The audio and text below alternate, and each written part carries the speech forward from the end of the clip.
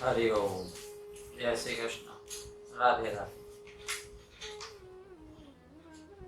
आइए पुरुषोत्तम मास महात्मा कथा में प्रवेश से पहले मंगलाचरण करते हैं। विघ्नेश्वराय वरदाय सुरप्रियाय लंबोदराय सकलाय जगद्धिताय नागाननाय श्रुतियज्ञ विभूषिताय गौरीसुताय गणनाथ नमो नमस्ते। अखण्डमण्डलाकारं व्याप्तं येन चराचरं तत्पदं दर्शितं येन तस्मै श्रीगुरुवे नमः। नारायणं नमस्कृत्य नरं चैव नरोत्तमं देवी सरस्वती व्यासं ततो जयमुदीरये। वन्दे वन्दारुमन्दारं वृन्दावन विनोदिनं वृन्दावन कलानाथं पुरुषोत्तममद्भुतं सच्चिदानन्दरूपाय विश्वोत्पत्त्यादिहेतवे तापत्रय विनाशाय श्रीकृष्णाय वयं श्रीकृष्णाय वयं नमः। सोमेश मोहि परनुकूला करिहि कथामुदमङ्गलमूला। बोले श्री कृष्ण चंद्र भगवान की जय। पुरुषोत्तम भगवान की जय। हरिओम। जय श्री कृष्ण। राधे राधे। पुरुषोत्तम मास महात्मा कथा में आज 27वां अध्याय। यहाँ नारद नारायण संवाद। तो श्री नारायण कहते हैं कि इत्युक्त्वा विरतं राजा मुनीश्वर मणि नमः अपूजयत ततो भक्त्या स पत्निको मुदान्वितः उररिकृत्य तत्पूजामाशीर्वादमुदीरयत् स्वस्ति तेस्तु गमिष्यामि सरयुं पापनाशिनी। यानी नारायण कहने लगे कि वाल्मीकि ऋषि इस प्रकार राजा दृढ़धनवा को उद्यापन विधि पूर्ण रूप से बताकर कहने लगे कि हे राजन, तेरा कल्याण, यानी ढेर सारा आशीर्वाद दिया है दृढ़धनवा को। और फिर कहा कि अब मैं पापनाशिनी सरयू की ओर प्रस्थान करता हूं। राजा दृढ़धनवा ने आनंद से परिपूर्ण होकर पत्नी सहित महर्षि वाल्मीकि की पूजा की। महर्षि ने आशीर्वाद दिया। राजा ने सीमा तक उनको पहुंचाने का उपक्रम किया और फिर बैठकर विचार करने लगे और अपनी पत्नी गुणसुंदरी से बोले कि हे देवी, अयि सुंदरी, संसारे अस्सारे किं सुखम नृणाम् रागद्वेषादि षट्शत्रो गंधर्व नगरोपमे। हे देवी, राग, द्वेष, लोभ, मोह, मद और मात्सर्य, इन 6 शत्रुओं से युक्त गंधर्व नगर के असार संसार में मनुष्यों को क्या सुख है। यानी जहां 6 शत्रु नित्य उपस्थित रहते हैं, फिर क्या फायदा। फिर मनुष्य अपना कल्याण कैसे करेगा। इसलिए और हाँ, अध्रुव शरीर को छोड़कर ध्रुव को प्राप्त करने के लिए क्या करना चाहिए। राजा दृढ़धनवा अपनी पत्नी से कह रहे हैं कि मैं वन में जाता हूं, मैं तपस्या के लिए जाता हूं, मैं परमात्मा के स्मरण के लिए प्रस्थान करता हूं।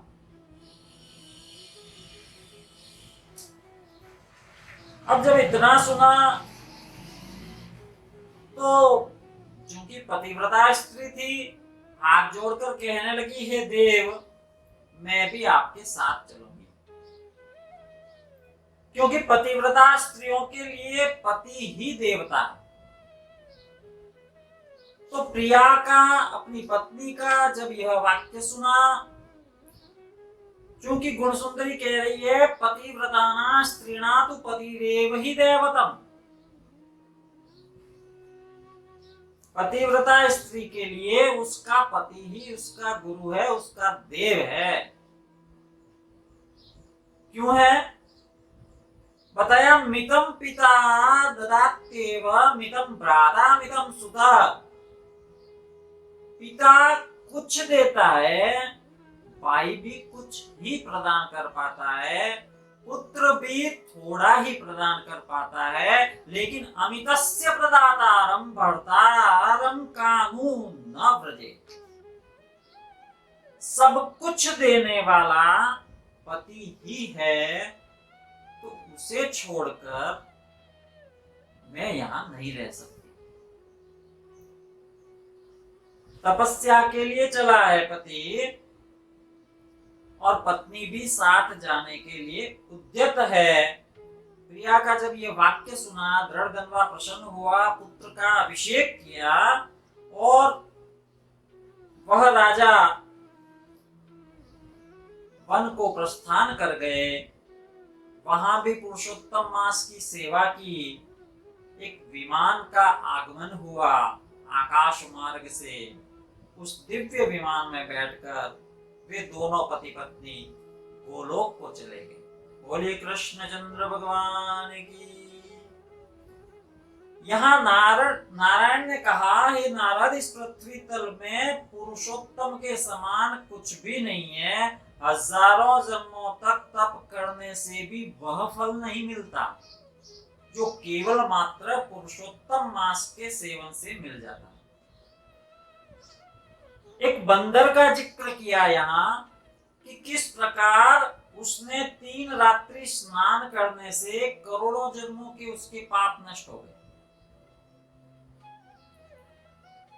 और पुरुषोत्तम मास में अनजाने में ही उस दुष्ट बंदर ने क्योंकि स्नान किया था, व्रत किया था, तो उसके कुकर्मों का नाश हुआ और वह भी दिव्य शरीर को धारण करके विमान में चढ़कर गोलोक को चला गया।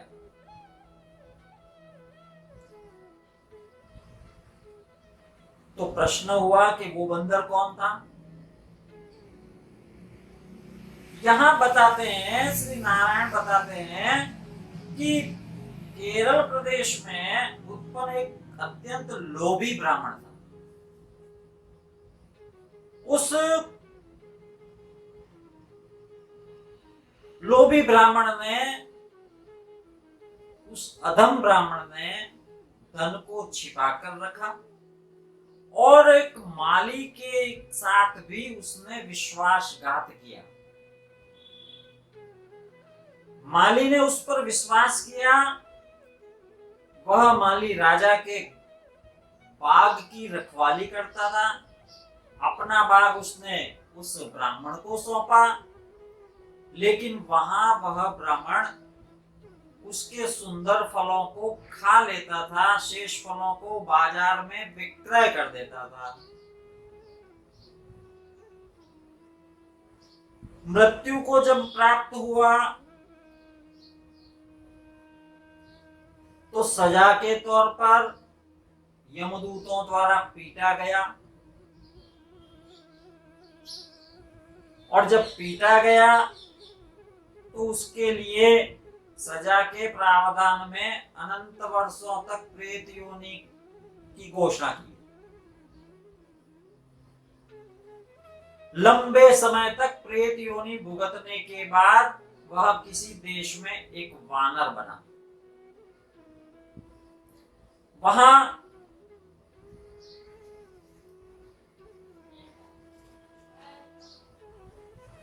वह वानर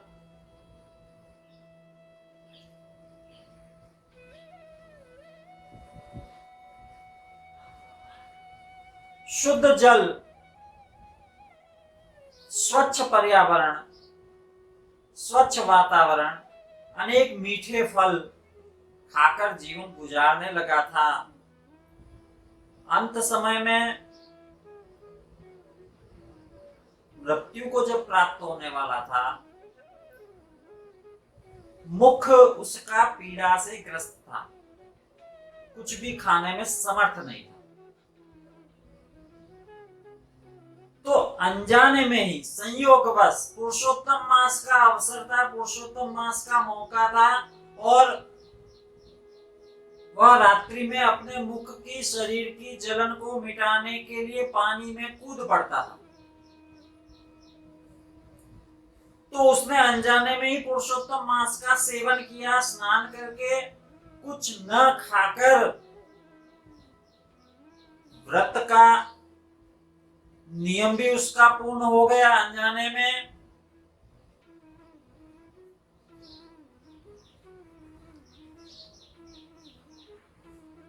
और फिर वह वानर मृत्यु को प्राप्त हुआ तो सच मानिए देवदूत उसे लेने के लिए विमान लेकर आए थे। ये पुरुषोत्तम मास के फल का प्रभाव, पुरुषोत्तम मास के व्रत, स्नान, ध्यान, चिंतन, मनन, श्रवण, कीर्तन, सत्संग का प्रभाव ही था कि इतना दुष्ट होते हुए भी परमात्मा ने उसे अपने गोलोक में बुला लिया। बोलिए पुरुषोत्तम भगवान की जय। यहाँ इस अध्याय को विराम देंगे। कल के अध्याय में आगे की कथा का दर्शन होगा। श्री कृष्ण गोविंद हरे मुरारी, हे नाथ नारायण वासुदेव। श्री कृष्ण गोविंद हरे मुरारी, हे नाथ नारायण वासुदेव। बोले कृष्णचंद्र भगवान की जय, पुरुषोत्तम भगवान की जय। जय जय श्री राधे, जय जय श्री राधे, जय जय श्री राधे।